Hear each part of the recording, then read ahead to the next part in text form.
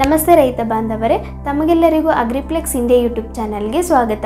ಇವತ್ತಿನ ಸಂಚಿಕೆಯಲ್ಲಿ ನಾನು ಭತ್ತದ ಬೆಳೆಯಲ್ಲಿ ಬರುವಂಥ ಪ್ರಮುಖ ರೋಗವಾದ ಭತ್ತದ ಎಲೆ ಅಂಗಮಾರಿ ರೋಗದ ಸಂಪೂರ್ಣ ಮಾಹಿತಿಯನ್ನು ಕೊಡಲು ಹೊರಟಿದ್ದೇನೆ.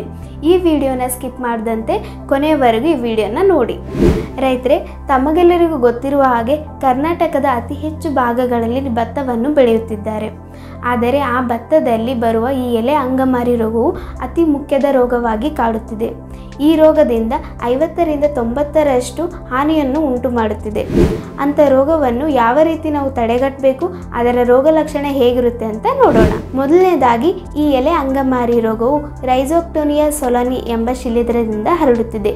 ಈ ಶಿಲೀಂಧ್ರವು ಮಣ್ಣಿನಿಂದ ಹರಡುವಂಥ ರೋಗವಾಗಿದೆ.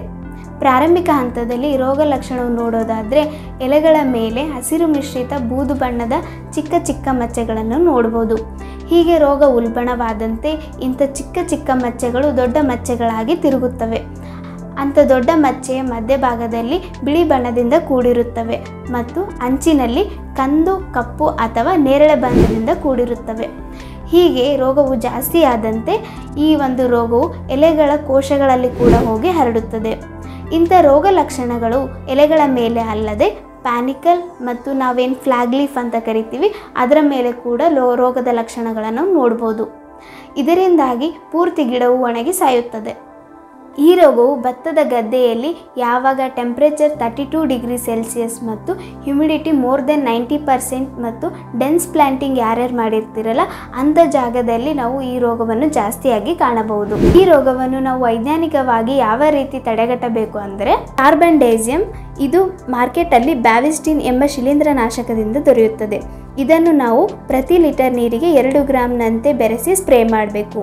ಇದಕ್ಕೂ ಕಂಟ್ರೋಲ್ ಆಗಿಲ್ಲ ಅಂದರೆ ನೇಟಿವೋ 0.3 ಅಥವಾ 0.5 ಗ್ರಾಮ್ ಪ್ರತಿ ಲೀಟರ್ ನೀರಿಗೆ ಬೆರೆಸಿ ಸಿಂಪಡಣೆ ಮಾಡಬೇಕು ಮತ್ತು ಟಿಲ್ಟ್ 1 ml ಪ್ರತಿ ಲೀಟರ್ ನೀರಿಗೆ ಬೆರೆಸಿ ಸಿಂಪಡಣೆ ಮಾಡಬೇಕು.